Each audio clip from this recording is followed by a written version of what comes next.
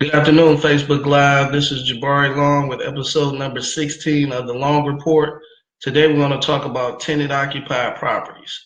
So what are tenant-occupied properties? These are properties that investors or investment groups have put together, occupy them with tenants, and then selling them off individually or as a bundle to other investors. Over the last 5 years, there's been a crave for tenant-occupied properties from local, national, and international investors, especially in this marketplace, because if they buy the property already tenant-occupied, then they can skip the renovation process, dealing with the contractors, and sometimes they link the contracting delays, the theft and vandalism of having and owning vacant properties, and they can just buy them already occupied, tenant-occupied, cash flowing. And the day they close, they start receiving income from those properties. So very attractive to buy properties that way. I'm dealing with clients now who are looking at buying packages of these type of properties, but they're overly focused on the historical performance of the properties, meaning they want to see the tenants' leases, the tenants' ledgers, past income and expense sheets from the current owners or management companies. Some owners keep better records than others. Some people are not willing to divulge that information.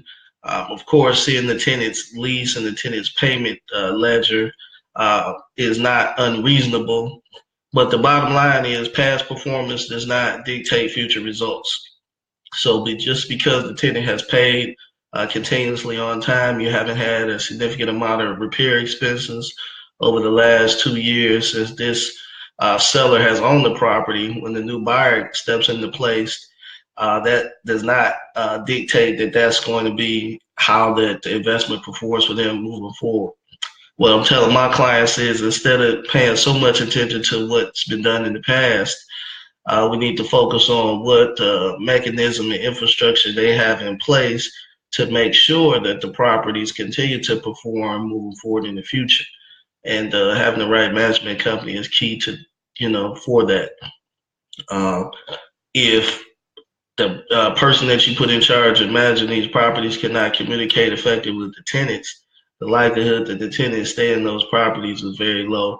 They're going to just look for another living arrangement. So we need to make sure not only are we looking at the values of the properties, the areas, but also really making sure that we communicate properly with these tenants who occupy these properties, because it's very important to them that their living arrangements and the structure, their home environment is intact. And if there's the likelihood that it won't be intact, then these tenants tend to, look for another place to stay.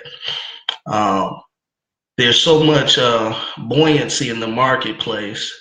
And what I mean by that is that you'll have a property on a block that would appraise for $25,000, that the same property, you put a tenant in there, another investor will be willing to pay $40,000 for the income that property produces. So not only do you have to make sure that the good management in place, but you want to make sure that you're buying right and that the income or the expected return on investment that the person is expecting out of property is accurate.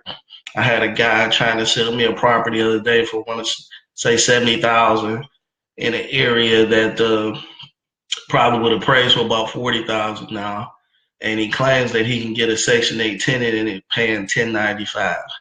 Now the property is a 3-bedroom. It's not oversized.